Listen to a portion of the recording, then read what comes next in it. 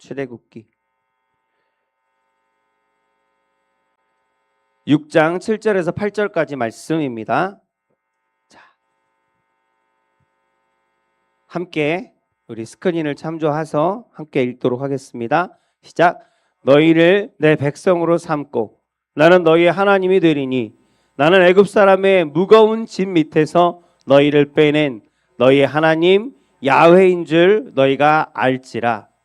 내가 아브라함과 이삭과 야곱에게 주기로 맹세한 땅으로 너희를 인도하고 그 땅을 너희에게 주어 기업을 삼게 하리라. 나는 야훼라 하셨다 하라. 아멘.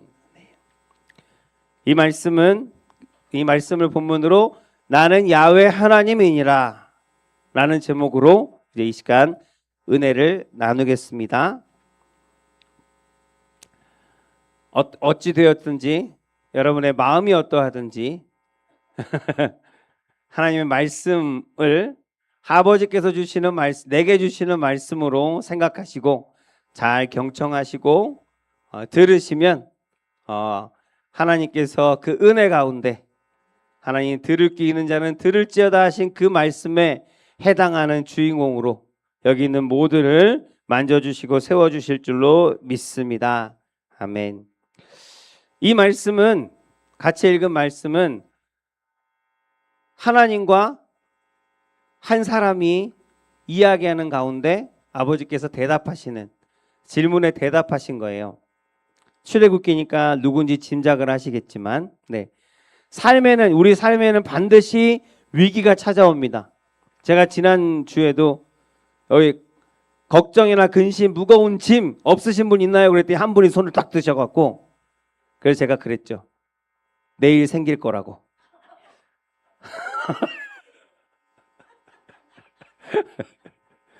아니 그러니까 내일 꼭 뭔가 안 좋은 일이 생긴다는 게 아니라 무거운 짐이 없는 사람은 없고 우리가 살아가면서 살아가는 인생 가운데 항상 우리가 져야 할 무거운 짐이 있다라는 것을 강조하려고. 그래서 아무도 손 안 들 줄 알았더니 한 분이 나는 아무 걱정 근심이 없습니다. 그래서 그렇게 말씀드린 거였고 삶에는 반드시 위기가 있습니다. 그렇다면 우리가 그리스도인으로서 믿음을 가진 사람으로서 이 삶의 어려움을 어떻게 극복하고 돌파해야 할까? 라는 질문을 가지고 오늘 말씀을 같이 나누었으면 합니다. 우리 삶에 고난이 찾아왔을 때 우리는 하나님께 믿는 자이니까 하나님을 의지하고 하나님을 믿으니까 하나님께 기대하는 바가 있습니다. 어떤 것을 기대할까요? 우리 그래도 믿음 생활을 꽤 오래 했잖아요. 그러니까 터무니없이 하나님께서 이 모든 문제와 모든 걱정과 환난과 어려운 것들을 하나도 남김없이 싹 사라지게 하시지는 않을 것을 그걸 기대하는 분은 없을 거예요. 하나님께서 우리 삶에 고난을 주십니다. 하나님이 주시는 것이 아니라 고난은 항상 우리 가운데 찾아올 수 있는데 그것을 때로는 하나님께서 막으실 때도 있지만 허락하실 때도 있다는 거예요.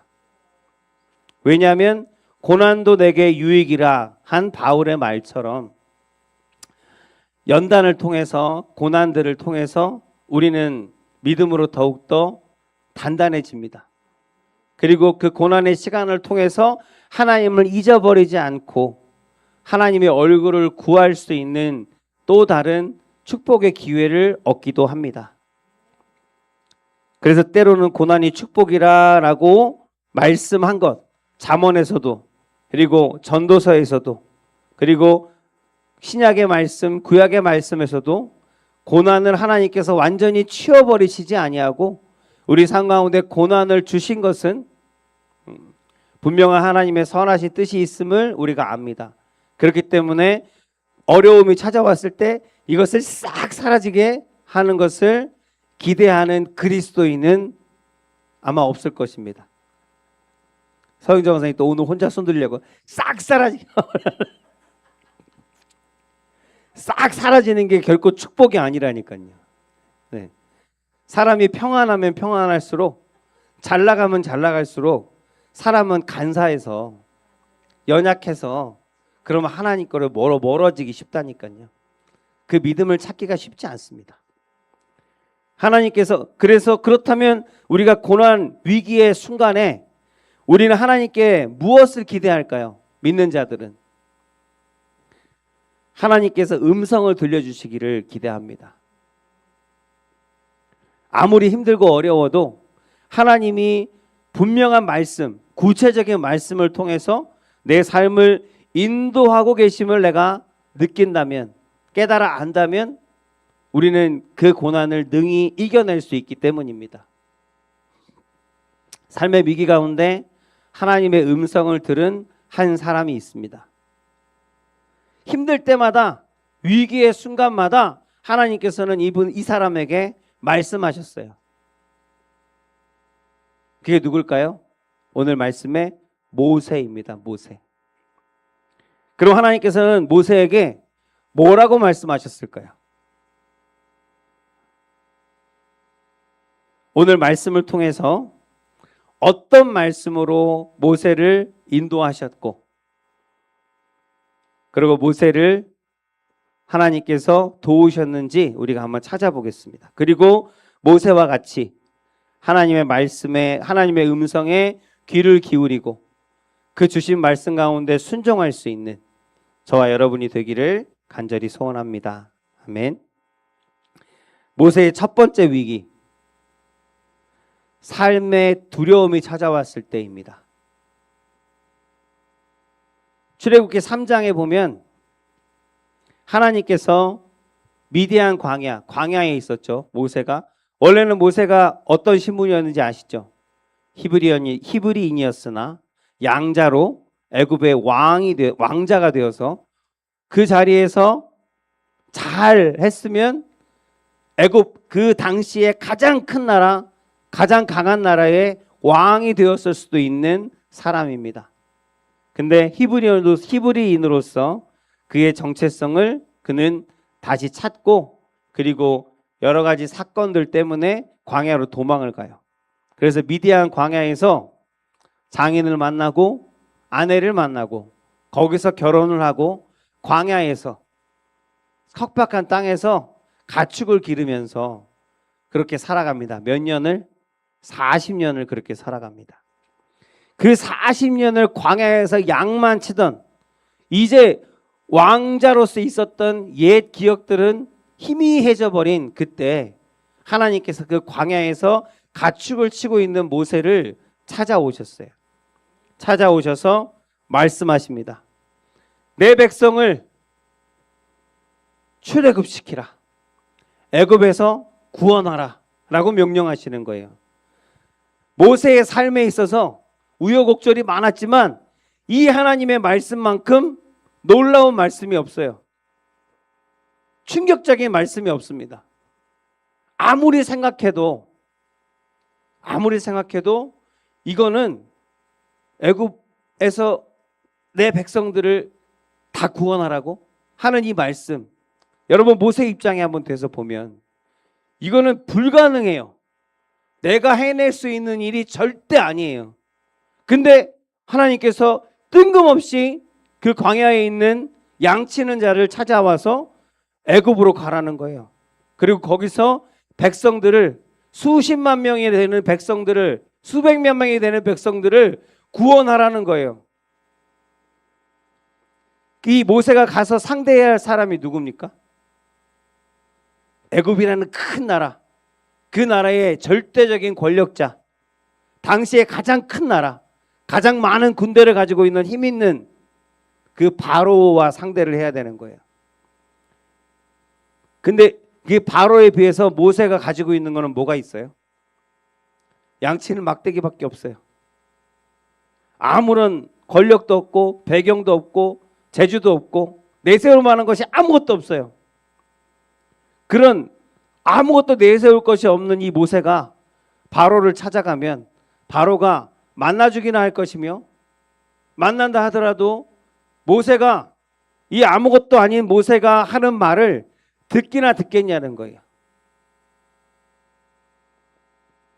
설령 기적이 일어났습니다. 기적이 일어나서 바로가 모세의 말을 듣는다고 할지라도, 그러면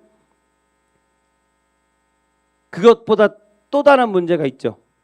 지금 애굽에서 이스라엘 백성들을 구원해 내려고 하면 그들을 인도해서 수백만, 그러니까 수십만, 수백만 명이잖아요. 그 사람들을 한꺼번에 다 인도해 내려고 하면 내가 말하는 것을 그 사람들이 따라줘야 되잖아요. 내가 지도자로서, 그들의 지도자로서 서 있는 것을 그 사람들이 인정을 해야 되잖아요. 근데 뭘로? 가서 그 백성들이 자기 말을 듣겠냐고요. 40년 만에 처음 갑자기 딱 등장해갖고 오는 그 사람의 말을, 모세의 말을 들을 리가 없고, 그리고 다시 한번 또 기적이 일어나서 그 백성들이 모세를 인정하고 당신을 지도자로 삼겠다고 하더라도 문제는 계속 있어야 해결해야 할 문제들은 계속 있어요. 홍해를 어떻게 건널 것이며, 그 광야에서 척박한 땅에서 먹을 것도 없고 그 위험한 땅에서 그 백성들을 어떻게 먹여 살릴 것이며, 그리고 가나안 땅, 하나님께서 적과 꿀이 흐르는 땅, 약속한 땅에 도착한다고 할지라도 거기에 있는 주민들과 어떻게, 이 한 번도 싸움이라고는 해본 적이 없는 그 이스라엘 백성들, 이 오합 지주들을 데리고 그 땅을 어떻게 싸워서 정복할 수 있을 것이며, 산적한 문제들이 계속 머릿속에서 생각이 되는데 어느 것 하나도 쉬운 것이 없고 자기가 해결할 수 없는 일들이에요. 그냥 어려운 일이 아니라 그냥 불가능한 일이에요. 그래서 하나님의 명령 앞에 모세는 어떤 마음이었을까요?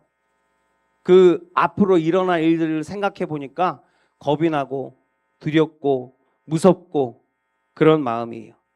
근데 하나님께서는 전능하신 하나님께서 모세에게 그렇게, 하나님, 나는 어눌합니다. 나는 말도 잘 못합니다. 나는 재주도 없습니다. 나는 힘도 없습니다. 나는 싸움도 못합니다. 그렇게 간곡하게 거절하고 있는 모세에게 하나님께서, 나는 전능한 하나님이니 이 전능한 내가 너와 함께 할 것이니 걱정하지 말라고 그렇게 말씀하는 거예요.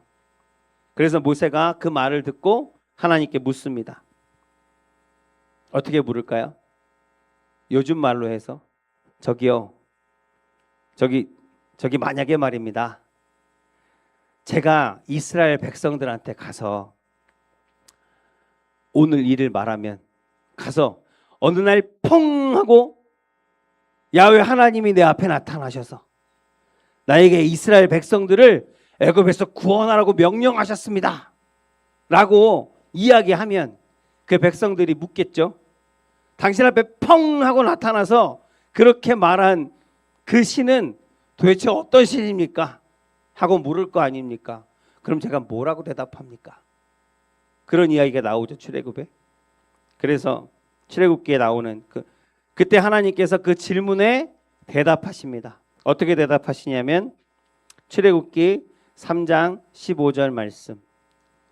하나님이 또 모세에게 이같이 너희 이스라엘 자손에게 이같이 이르기를, 너희 조상의 하나님 야훼 곧 아브라함의 하나님, 이삭의 하나님, 야곱의 하나님께서 나를 너희에게 보내셨다 하라. 이것이 대답이에요. 내가 뭐라고 얘기하면 좋겠습니까? 라고 했을 때 하나님께서 하신 말씀, 이 말씀을 종합하면 하나예요. 뭐예요? 나는 야훼 하나님이다. 나는 야훼 하나님이니라. 지금 이것을 하나님께서 말씀하고 계시는 거예요. 이게 전부예요. 나머지 이어지는 여러 가지 말들이 많지만 그건 다 수식하는 거고 설명하는 것뿐이고, 정작 주제는 뭐냐면 나는 야훼 하나님이다 라고 그것을 지금 말씀하고 계세요. 그리고 덧붙여서 하는 말씀, 나는 아브라함의 하나님, 이삭의 하나님, 야곱의 하나님이다 라고 하시는데 이게 무슨 뜻일까요? 뭐라고요? 조상의 하나님이라고? 그게 나랑 무슨 의미가 있어요? 무슨 뜻이냐면 이렇게 아브라함을 부르고 이삭을 부르고 야곱을 부른 건 아까 사모님 말씀하신 것처럼 이들이 조상인 건 아는데 어떤 조상? 믿음의 조상이고 하나님과 언약한 조상들이에요. 약속한 조상들이라고요. 그 약속이 지금 이스라엘 백성들에게 이어져 와서 이들에게까지 이어져 있는 거예요. 그 약속이 뭐예요? 이들은 다 알아요. 다 들었어요. 자신의 조상들에게 내가 너를 큰 민족을 이루고 이 땅의 하늘의 별과 같이 땅의 모래와 같이 가득하게 만들고 너로 내 백성을 삼고 너로 내 나라를 만들겠다. 이게 아브라함과 이삭과 야곱에게 하나님께서 하신 약속입니다. 그래서 이 아브라함의 하나님, 이삭의 하나님, 야곱의 하나님이라고 하는 이 말은 바꿔서 얘기하면 무슨 뜻이냐면 나는 너희와 언약한 하나님이라는 거예요.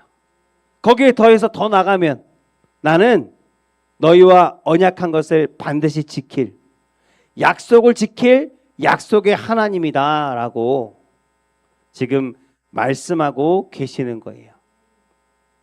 그것이 바로 이 뜻이에요. 이 말이. 지금 이 순간 여러분이 모세의 입장에 한번 되어보시기 바랍니다. 하나님께서 나와 함께 하시겠다고 약속하셨어요. 그런데 하나님이 나와 함께 하시면 끝이에요. 하나님이 나와 함께 하신다는 게 나는 가만히 손 놓고 차렷하고 가만히 있으면 나머지는 다 하나님께서 하신다는 뜻은 아니잖아요. 결국은 모세를 통해서 나를 통해서 하나님께서 일하실 거잖아요. 그 약속을 이루시기 위해서 내가 바로 앞에 서야 되는 거예요. 내가 말해야 되는 거고 내가 백성들을 인도해야 되는 거고 만약에 그 일이 잘못되면 문제가 생기면 그 모든 비난과 책임은 나한테로 돌아오는 거예요.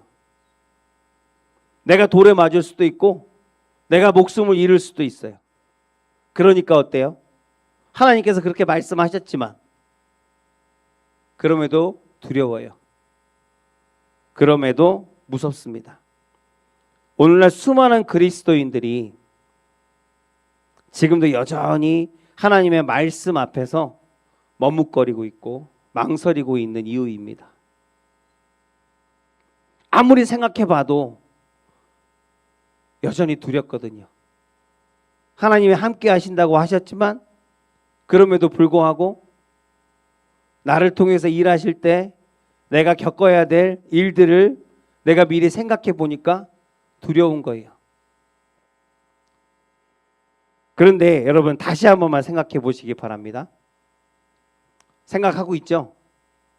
사람은 생각하는 동물. 생각하고 있죠? 네. 나는 왜 두려운가? 나는 왜 머뭇거리고 있는가? 하나님의 말씀은 분명한데, 하나님의 말씀은 변하지 않는데, 하나님의 말씀은 확고한데, 나는 왜 그 말씀 가운데 순종하려 할 때 왜 두렵고, 왜 머뭇거리고, 왜 주저하게 되는가? 왜일까요? 네? 의심이 있어서 비슷할 것 같아요.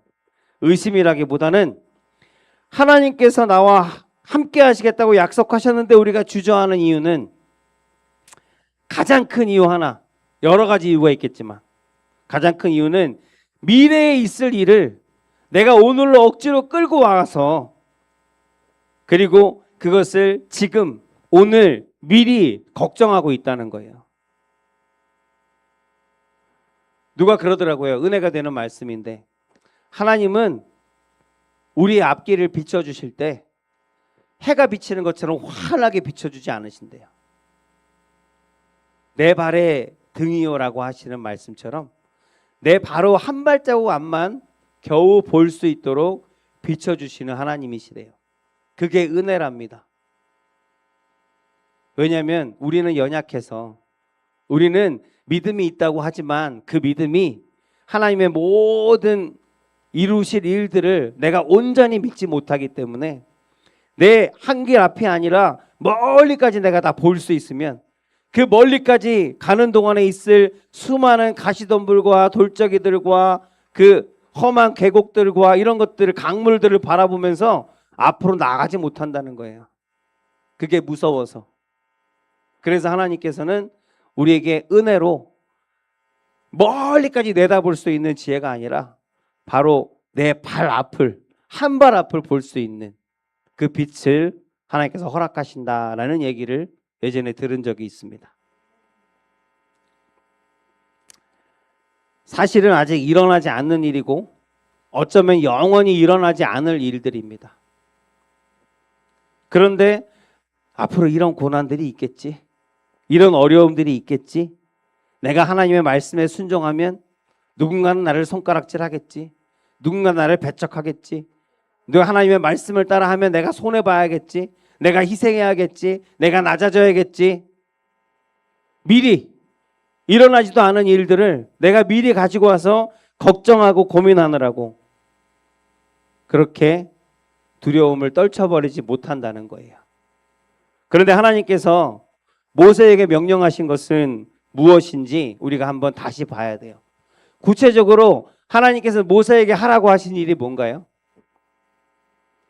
하나님께서 백성들한테 가서 나를 지도자로 삼아달라고, 여러분 나를 좀 뽑아달라고 뭐 선거운동 하라고 했냐고요? 아니에요.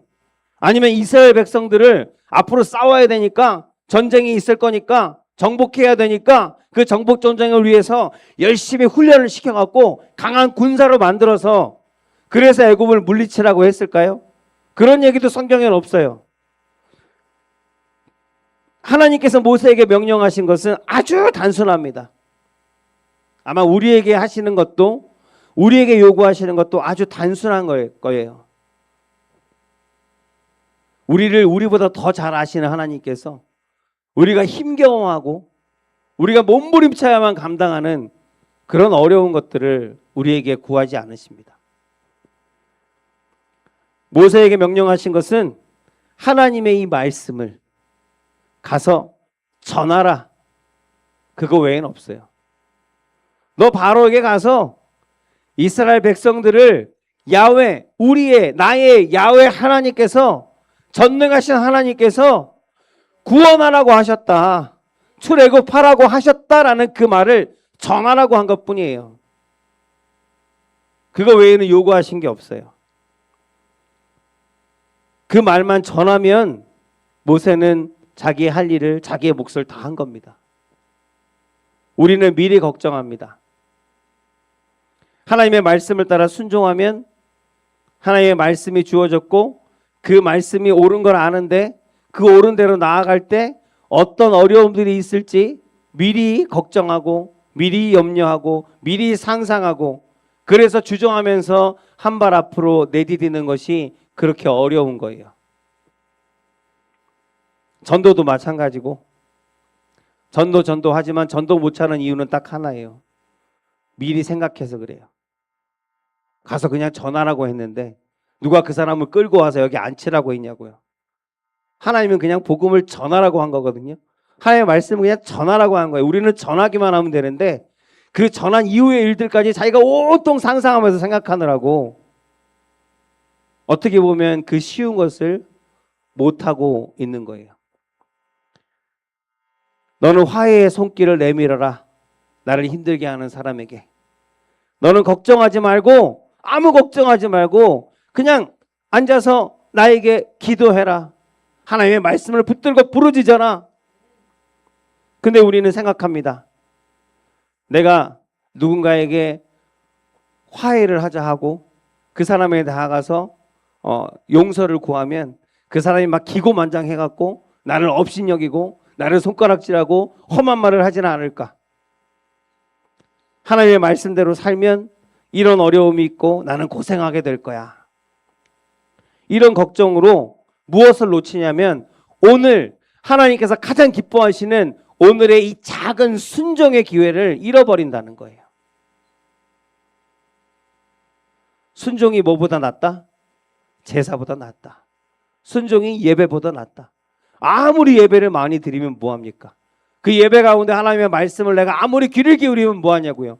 그 말씀 가운데 단 하나 순종함으로 한 발짝을 띄우지 못하면 아무 발전이 없는 걸. 하나님께서 우리에게 요구하시는 것은 오늘 이 말씀에 순종하는 것입니다. 내일 일은 내일 걱정하시기 바랍니다. 내일은 또 내일만의 능력과 은혜를 하나님께서 공급해 주셔서 하나님 능히 견디게 하실 줄로 믿습니다. 그러므로 오늘 하나님의 말씀에 순종함으로 주님과 동행하는 저와 여러분이 되시기를 예수 그리스도의 이름으로 축복합니다. 아멘. 시간이 별로 안 지났기 때문에 두 번째 모세의 위기. 삶이 이해되지 않는 순간입니다. 이해되지 않는 고난입니다. 모세가 용기를 내서 바로 앞에 섰어요. 하나님의 말씀에 순종해서. 근데 결과는 어땠어요? 처음에 바로 앞에 섰을 때 아주 처참했어요. 바로는 비웃었으며 그 자리에서 바로 거절했으며 상황은 더 악화되었어요. 하나님께서 하라고 하셔서 전하라고 하셔서 그냥 그 말씀대로 내가 순종한 것 뿐이지 않습니까? 내가 시킨 대로 했지 않습니까?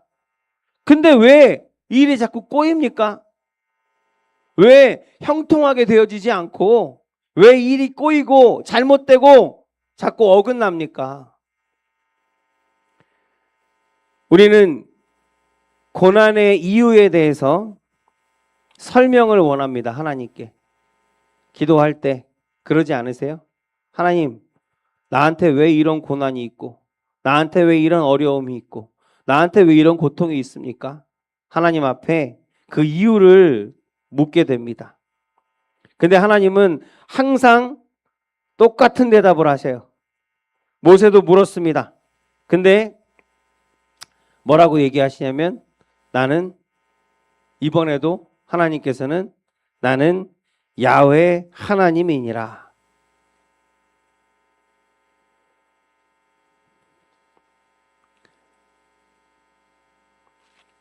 야훼 하나님이니라 다시 말씀하실 때 왜 똑같은 말이야? 상황이 달라졌잖아요.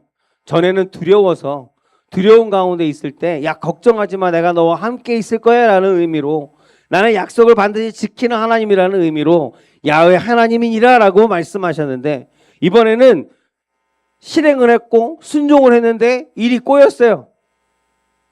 아마 모세는 바랬을 거예요. 여기서도 기대했을 겁니다. 뭘 기대했을까요?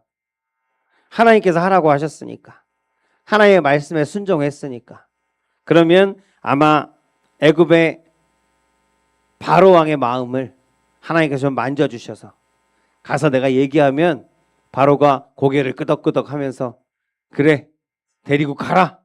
뭔가 그렇게 순탄하게 하나님께서 인도해 주시겠거니 하나님께서 함께 하신다고 하셨으니까 그럼 하나님께서 함께 하셔서 이 모든 것들을 순탄하게 진행될 수 있도록 하시겠구나 하는 기대가 모세에게는 아마 있었을 겁니다. 그런데 그렇게 되지 않았다는 거예요. 창세기 33장에 보면 누구 얘기가 나와요? 하나님께서 마음을 만져주셨던 어떤 사건들이 나옵니다. 그 이전에 있었던 사건이죠. 야곱의 이야기예요. 야곱이 에서 자기 형과 재회하는 장면, 이제 고향으로 돌아가면서 재회하는 장면.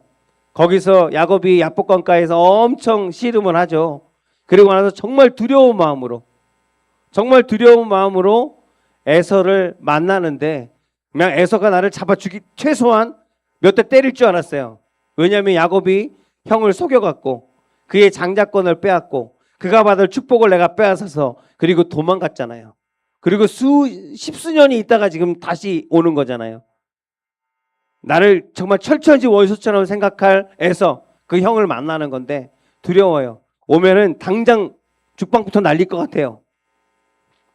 그런데 그렇게 두려워하면서 봤는데 그 에서가 막상 눈앞에 오니까 눈물을 흘리면서 달려와서 야곱을 끌어안고 어깨를 마주하고면서 펑펑 울면서 그렇게 반가워하더라는 거예요. 하나님께서 그 마음을 만져주신 거거든요. 그런 이야기들을 이미 조상들을 통해서 모세는 들었을지도 모릅니다. 아브라함의 하나님, 이삭의 하나님, 야곱의 하나님이라고 하나님께서 말씀하실 때는 그 모든 이야기들을 알고 있는 모세였을 수 있어요. 그래서 모세도 그렇게 오늘도 하나님께서 만져주시겠지, 역사하시겠지라는 그러한 기대를 가지고 모세 바로 앞에 갔는데 바로가 뭐라고 했을까요? 이렇게 얘기합니다. 바로가 이르되 야훼가 도대체 누구이기에 내가 그의 목소리를 듣고 이스라엘을 보내겠느냐? 나는 야훼를 알지 못하니 이스라엘을 보내지 아니하리라. 아멘 하면 안 되는데 어쨌든 이게 요즘 말로 하면 야훼가 뭐라 한 거예요? 아니 바로가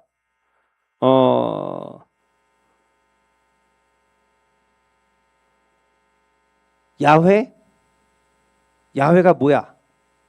먹는 거야? 도대체 듣도 보지 못한 그런 너희들이 신이라고 하는 그 신이 도대체 나한테 뭐길래 네가 그 이름으로 내게 와서 감히 나한테 이래라 저래라 하고 명령을 하냐 하면 어이가 없고 내가 너를 죽이지 않은 것만 해도 너는 감사하고 썩 꺼져버려라 라고 지금 얘기한 거예요. 쉽게 얘기하면. 성경을 쓰신 분들은 고상해서 그렇게 얘기 안 했지만 내 생각에는 아마 그보다 더 심하게 얘기를 했을 거예요. 욕만 엄청나게 먹고 나왔어요. 하나님께서 도대체 뭐 하시는 겁니까? 왜 하나도 안 도와주시는 겁니까?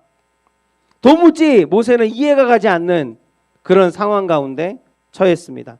그런 상황에서 하나님께서 또 하시는 말씀이 아까 얘기했던 하나님 도대체 하나님 뭐 하시는 거예요? 왜 안 도와주세요? 함께 하신다면서요? 그랬더니 그 질문에 하나님께서 이렇게 말씀해요. 야훼께서 모세에게 이르시되 이제 내가 바로에게 하는 일을 내가 볼 거야.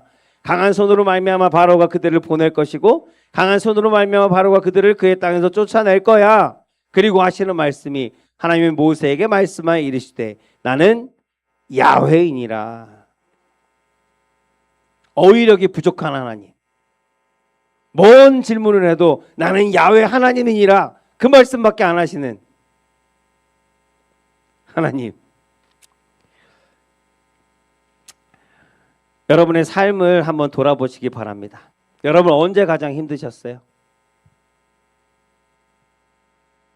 아플 때도 있고 사업이 망할 때도 있고 누가 내 자식이 아플 때도 있고 내가 아플 때도 있고 어떤 시험에 떨어졌을 때도 있고 수많은 힘든 시간들이 있지만 가장 사람이 견디기 힘든 시간은 그 어려움이 왜 찾아왔는지 무엇으로부터 시작했는지 알면 내가 수긍할 수 있고 알면 좀 견딜 수 있고 버틸 수 있어요. 근데 그 이유를 모를 때 그때가 사람은 가장 힘든 것 같습니다. 도대체 왜 내가 아파야 하고 도대체 왜 내가 힘들어야 하고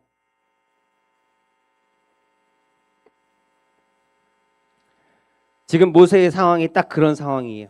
잘못한 건 아무것도 없어요. 하나님 말씀에 순종한 것밖에 없는데 벽에 부딪혔어요. 바로는 거절했고 이제 어떻게 해야 될지 모르겠어요. 뭔가 인도되어지는 것을 기대했는데 딱 거기서 안 돼! 그러고 나가! 해버리니까 그 다음부터 뭘 해야 될지 모르겠어요. 그런데 하나님의 말씀, 그래서 도대체 이제 어떻게 합니까? 라고 하나님께 물어봤더니 하나님께서 하시는 말씀은 뭐예요? 나는 야훼 하나님이니라. 여기에는 무슨 뜻이 있을까요? 왜 똑같은 말씀을 반복하실까요? 이 말씀을 제가 마음으로 느끼는 대로 해석을 하면 모세야 힘들지. 이 상황이 좀 이해가 안 가지? 그런데 내가 너를 사랑하고 그런 너를 가장 선한 길로 인도하고 있으니까 내가 너를 사랑하는 거 알지? 내가 이스라엘 백성들을 사랑하는 거 알지?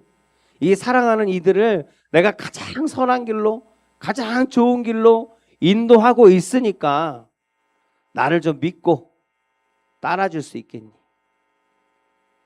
라고 하시는 하나님의 말씀이 아닐까. 여기서 야훼 하나님이라고 하는 말씀은 첫 번째는 나는 너와 약속한 하나님이고 약속을 지키는 하나님이라는 야훼 하나님을 말씀하셨고, 두 번째 야훼 하나님이라고 한 것은 너를 사랑하는 하나님, 그리고 항상 합력하여 선을 이루시는 하나님, 선하게 모든 길을 인도하시고 이루시는 하나님인 것을 네가 좀 믿고 신뢰하고 따라줄 수 있겠니? 라고 하는 하나님의 말씀인 줄로 믿습니다. 말씀을 믿는 믿음을 기대하시는 거예요. 그리고 그 말씀에 순종할 때 모든 것을 합력해서 선을 이루시는 하나님을 저와 여러분들은 경험하게 될 것입니다. 말씀을 그냥 허투루 듣지 마시고 어떤 말씀이든지 하나님의 말씀은 능력이 있는 말씀, 자외의 날선 칼과 같은 말씀, 우리의 관절과 골수를 쪼개며 마음과 생각을 지키시는 말씀인 것을 여러분 기억하시고, 그 말씀이 떨어졌을 때 이것이 내게 주시는 하나님의 말씀이구나 라는 감동을 하나님께서 주셨을 때는 하나님 그 말씀을 내가 내 삶 가운데 어떻게 적용하고 내가 어떻게 그 말씀에 순종하여 실천할 것인지를 고민하고 생각하는 저와 여러분들이 되시기 바랍니다. 그러면 그 순종의 발걸음 가운데 하나님의 인도하심을 반드시 여러분 경험하게 될 줄로 믿습니다. 그렇게 우리를 영육간에 강건하게 하시려고 하나님의 형상으로 완성하려고 하나님께서 일하고 계심을 여러분 믿으시기 바랍니다. 피곤하셔요? 할렐루야. 하품하는 분들이 하품을 4분이서 딱 한 번씩 하셨어요. 할렐루야. 그래도 얼마나 예쁘게 하신지 속은 안 보였어요. 네. 지금이 이제 식사하셨으면 큰일 날 뻔했어요. 네. 하품 2번씩 하셨을 것 같은데. 자, 그러면 뒤에 빨리 맺겠습니다. 말씀을 맺고 빨리 맺겠습니다. 세 번째 위기는 삶이 절망적일 때입니다. 어떤 일이냐면, 빨리 얘기하면 모세가 이렇게 하는 야훼 하나님이다 라고 하고 한 번만 더 믿어달라, 나를 믿고 좀 따라달라 하시는 하나님의 말씀에 순종해서 또 바로에게 가서 말을 했더니 바로가 어떻게 해요? 바로가, 여러분 그 뒤에 이어지는 일들 아시죠? 바로한테 가서 얘기했더니 바로가 자기의 대신들을 불러요. 신하들을 불러갖고, 야, 히브리 노예들 있잖아. 걔들 중에 지도자라는 사람이 와서, 모세라는 애가 와서 나한테 자기들을 풀어달란다. 저기 광야에 가서 야훼 하나님이라는 자기 하나님을 예배하겠대. 이런 쓸데없는 소리를 하는 거 보니까 걔들이 요즘 너무 편한 것 같아. 시간이 아주 많은 것 같아. 이런 잡생각을 하는 거 보니까. 그러니까 그들이 딴 생각을 하지 못하도록 좀 노동의 강도를 높여라. 그래서 어떻게 해요? 벽돌을 만드는데 집을 안 줘요. 집이 없으면 벽돌이 막 흐트러져 버리잖아요. 그러니까 집을 안 주고 집을 알아서 구해갖고 벽돌을 만들래요. 근데 그 벽돌을 수량을 줄이지도 않아요.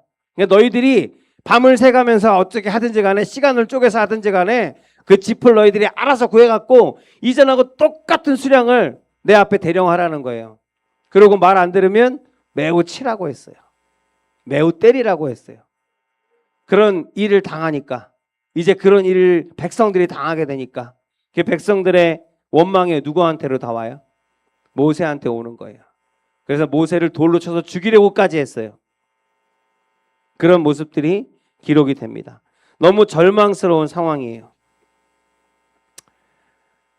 백성들의 삶은 더 힘들어졌고 일은 더 늘어났고 이제 모세는 망했습니다.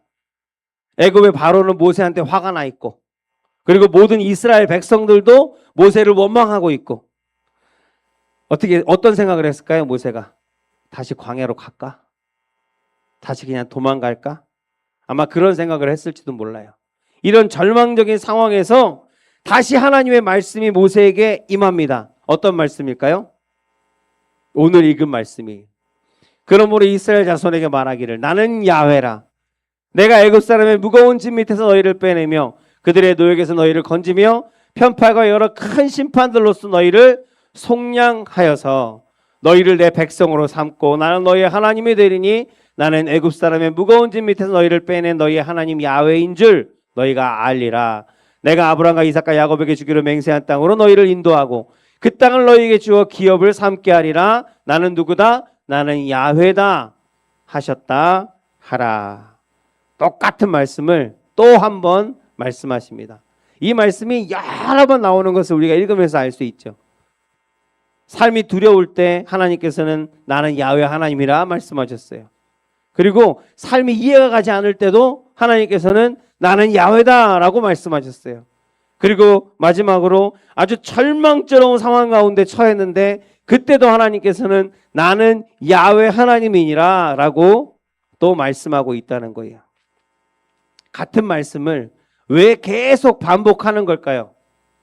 이 말씀이 무슨 의미가 있을까요? 여러분 기억하세요. 어떤 상황이든지 어떤 상황에 우리가 처했든지 그 상황이 어떤 모습이든지 어떤 모양이든지 하나님께는 상관이 없다는 거예요. 하나님은 그 어떤 상황도 역전시키실 수 있고 바꾸실 수 있고 변화시킬 수 있고 이길 수 있게 하시는 전능하신 하나님이시라는 거예요. 하나님 한 분이면 충분합니다. 그것을 모세와 백성들과 그리고 이 말씀을 우리가 같이 나누고 있는 이 시간 우리들에게 깨닫게 하시려고 하나님께서 주시는 말씀, 나는 야훼 하나님이니라. 오늘 우리에게도 같은 말씀을 하십니다. 나는 야훼 하나님이니라. 지금까지는 출애굽기 6장까지의 말씀이었어요. 그리고 출애굽기 7장을 넘기면 이제 대반전의 드라마가 이제 기록되기 시작합니다. 하나님은 세계 최강국이었던 애굽을 10개의 재앙으로 완전히 초토화를 시켜버리십니다. 그리고 홍해를 가르시고 홍해 물을 덮으셔서 쫓아오는 애굽 군대를 다 수장시켜버리시고 그리고 광야에서 아무것도 없는 광야에서 그 수많은 백성들을 입히시고 먹이시고 그들의 옷과 신발이 헤어지지 않았고 날마다 만나와 메추라기로 먹이시고 배고프지 아니하고 목마르지 않았어요. 그리고 불기둥과 구름기둥으로 날마다 그때 인도하시는 모습도 똑같습니다. 멀리까지 가서 쫓아오라고 하신 게 아니에요. 그냥 발걸음 하나하나 바로 앞에 다니시면서 지나가시면서 인도하시면서 그 발걸음을 따라오게 하셨습니다. 그래서 하나님은 큰 길을 만드시는 하나님이십니다. 그리고 기적을 베푸시고 행하시는 하나님이십니다. 그 하나님인 것을, 그런 하나님인 것을, 내가 믿는, 우리가 믿는 하나님이 바로 그런 하나님인 것을 우리에게 다시 한번 깨닫게 하시려고 오늘 이 말씀을 우리 모두에게 주신 줄로 믿습니다. 힘들고 어려울 때마다 여러분 이 말씀을 붙드세요. 나는 야훼 하나님이니라.